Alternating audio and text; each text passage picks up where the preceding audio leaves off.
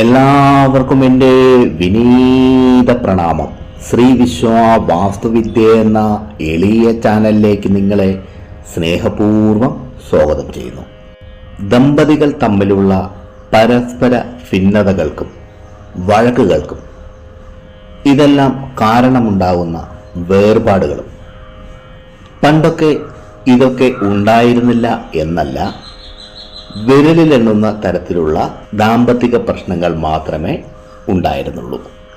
ഇന്നാകട്ടെ ഭർത്താവുമായി പിണങ്ങി വന്നു നിൽക്കുകയാണ് എന്ന് കേട്ടാൽ അതെയോ അതെന്താ കാര്യം എന്നൊന്നും ആരും ചോദിക്കുന്നില്ല. ഓ, ഇതെല്ലാം എല്ലായിടത്തും ഉള്ളതാണ് എന്ന മട്ടിലാണ് പലരും. ഇതിനുള്ള കാരണം മാനസിക ബലമില്ലായ്മ, ക്ഷമിക്കാനുള്ള ശക്തിയില്ലായ്മ ഇതൊക്കെ തന്നെയാണ്. ദാമ്പത്തിക ഭിന്നത ഉണ്ടാകുമ്പോൾ ദമ്പതികളിൽ ഏതെങ്കിലും ഒരാൾക്ക്, അത് സ്ത്രീയായാലും പുരുഷനായാലും, ഒരാൾക്ക് വലിയ ദുഃഖമോ നഷ്ടബോധമോ ഉണ്ടാകണമെന്നില്ല. എന്നാൽ മറ്റേയാൾക്ക് അങ്ങനെ ആയിരിക്കണമെന്നില്ല. ദാമ്പത്യ കലഹങ്ങളും വേർപിരിയലും ഇത് ഒരു നിസാരമായ കാര്യമായി കരുതുന്നവരാണ് പലരും. എന്നാൽ ഇത് അങ്ങനെയല്ല.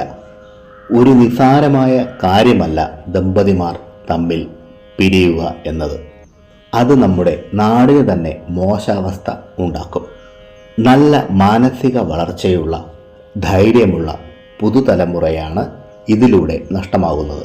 പകരം പരസ്പരം വിദ്വേഷവും കപടതയുമുള്ള യുവത്വങ്ങളായിരിക്കും സമൂഹത്തിൽ പെരുകുന്നത്. ഈ അധ്യായത്തിൽ അത്ഭുതകരമായ വശ്യശക്തിയുള്ള പ്രഭാവശാലിയായ ഒരു വിഘ്നേശ്വര വശ്യമന്ത്രം പറഞ്ഞുതരാം. ദമ്പതികൾ പരസ്പരം കാപട്യമില്ലാതെ സ്നേഹിക്കുകയും അതുപോലെ കുടുംബഭദ്രയ്ക്കും വളരെ ഫലപ്രദമാണ് ഈ മന്ത്രം. മന്ത്രത്തെ ആദ്യം പറഞ്ഞുതരാം. മന്ത്രം ഇതാണ്: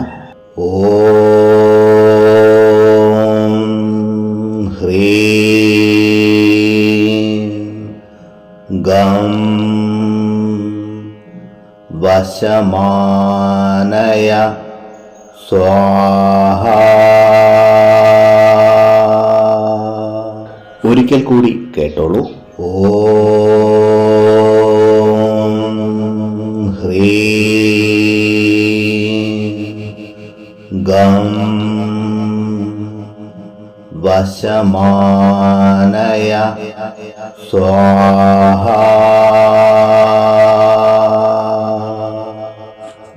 വളരെ ചെറിയ ഒരു മന്ത്രമാണ്, ഓർത്തിരിക്കാനും എളുപ്പം. എന്നാൽ ഈ മന്ത്രത്തിൻ്റെ ശക്തി അപാരമാണ്. ഭാര്യയ്ക്കോ ഭർത്താവിനോ അല്പം മാനസിക അകൽച്ച വരുന്നതായി തോന്നുന്നുവെങ്കിലും അതുപോലെ മാനസികമായി അകന്നുവെന്ന അവസ്ഥയിലും ഈ മന്ത്രജപം കൊണ്ട് വലിയ മാറ്റങ്ങൾ ഉണ്ടാക്കാവുന്നതാണ്.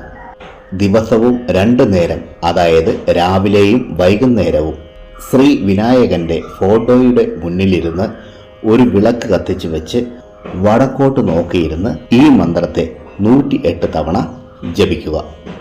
എണ്ണം പിടിക്കുവാനായി പ്രാണപ്രതിഷ്ഠ ചെയ്ത രുദ്രാക്ഷമാലയോ സ്ഫടികമാലയോ ഉപയോഗിക്കാവുന്നതാണ്. ജപവേളയിൽ ചുവന്ന വസ്ത്രമോ ഈറനോ ധരിക്കുന്നത് ഉത്തമമായിരിക്കും. കുടുംബത്തിലെ വഴക്കുകളും ഭിന്നതയും ശമിക്കും. ഐശ്വര്യവും സമാധാനവും ഭവനത്തിൽ പുനഃസൃഷ്ടിക്കപ്പെടുകയും ചെയ്യും. പരീക്ഷണാർത്ഥമല്ല, വിശ്വാസപൂർവം ജപിക്കുക. ഫലം ഉറപ്പ്. പ്രിയരെ, ഈ അധ്യായത്തിൽ പറഞ്ഞ കാര്യങ്ങൾ നിങ്ങൾക്ക് പ്രയോജനപ്പെട്ടു എന്ന് ഞാൻ വിശ്വസിക്കുന്നു. ഇഷ്ടമായെങ്കിൽ ലൈക്ക് ചെയ്ത് എന്നെ അറിയിക്കുക. നിങ്ങളുടെ ഇഷ്ടദേവന്റെ പേര് കമൻറ്റ് ബോക്സിൽ എഴുതുക. മറ്റുള്ളവർക്ക് പ്രയോജനപ്പെടുന്ന രീതിയിൽ എന്തെങ്കിലും ഉണ്ടെങ്കിൽ ഷെയർ ചെയ്യുക. പിന്നെ ഞാൻ എപ്പോഴും പറയുന്നത് പോലെ സത്യസന്ധമായ യഥാർത്ഥ വാസ്തുവിദ്യ രഹസ്യങ്ങളും സനാതനധർമ്മത്തിലെ സാധന ഉപാസന മന്ത്രരഹസ്യങ്ങളും ഹസ്തരേഖ വിജ്ഞാനവും സാമുദ്രിക ശാസ്ത്ര രഹസ്യങ്ങളും അറിയാനായി നിങ്ങൾ ഈ ചാനൽ സബ്സ്ക്രൈബ് ചെയ്യുക. നിങ്ങൾക്കെല്ലാവർക്കും ശ്രീ വിനായകന്റെ അനുഗ്രഹം ലഭിക്കട്ടെ എന്ന് ആത്മാർത്ഥമായി പ്രാർത്ഥിച്ചുകൊണ്ട് നിർത്തുന്നു. നന്ദി.